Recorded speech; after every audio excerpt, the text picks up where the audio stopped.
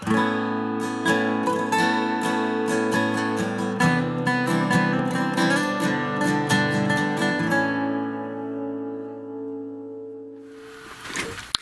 everyone, this is Anna from Craft Me a Card, and I love crafting for the crafter, but today I have a project to share with you guys, and this is what life was before the Cricut and all those die cutting machines.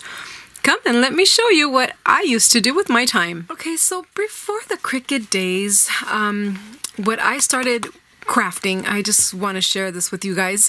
I started making paper dolls cut from, and this is what started me, and these are paint samples. I remember a paint sample similar to this one was at my aunt's house, and I got it, and I saw this color here being useless. I was going to be thrown out, and I decided to grab this piece of cardstock and cut a heart out of it, and then I started creating other things with it, and then started getting other colors, and I started creating stuff with that. So paint samples were what started me actually with card making, with crafting, and this is one of the first images that I made, and this is a clown. And let me go ahead and open it. All these are at my mom's. She really enjoys having them there, and she likes sometimes showing them off to her friends. But you could see here how old this is. I'm giving my age away here.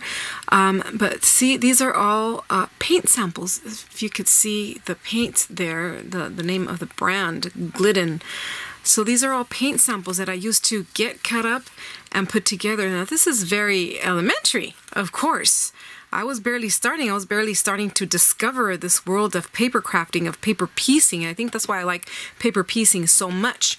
So then I started making a bunch of little paper pieces of houses, of birds, of all that. These are only some of the few ones that I have left over. I started also giving them to friends and family, as I would make them according to whatever they would like.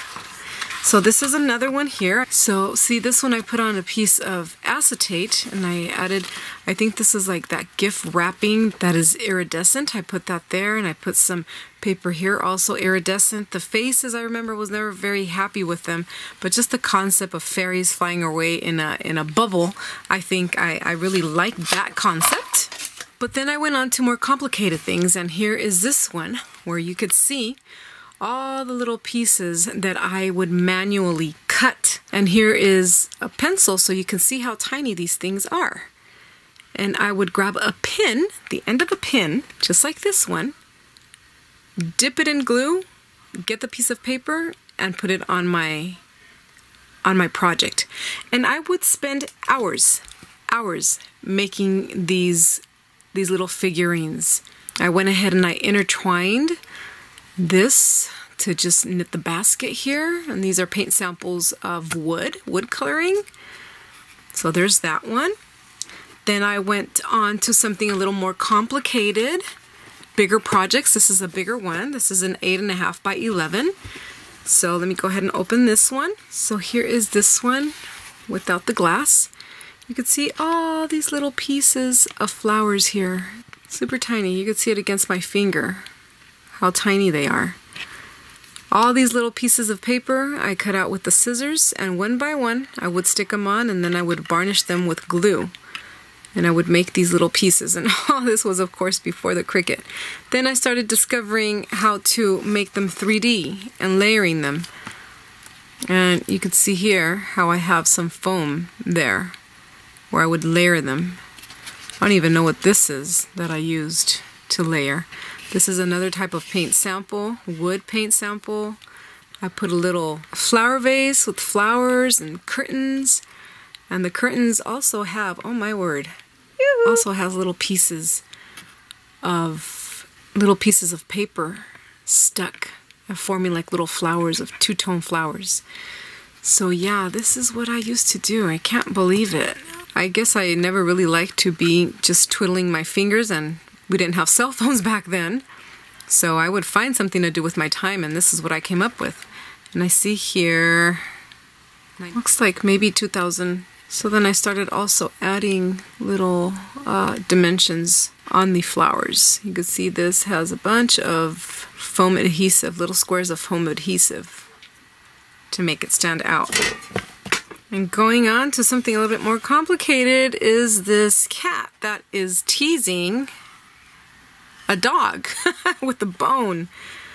Let's see, let me open this one as well, where you have the cat teasing. You can't really see it, but you could see the dog bone here. The cat is teasing the dog on the other side of the fence, and the dog used some paint buckets to get on and try to reach that bone. And you can see you have the little house from Fido, and these leaves are a little different. I would clip them, each one individually, and make it seem a little bit more real. And I would add each one of these little eensy beensy leaves on to the bush, to everything.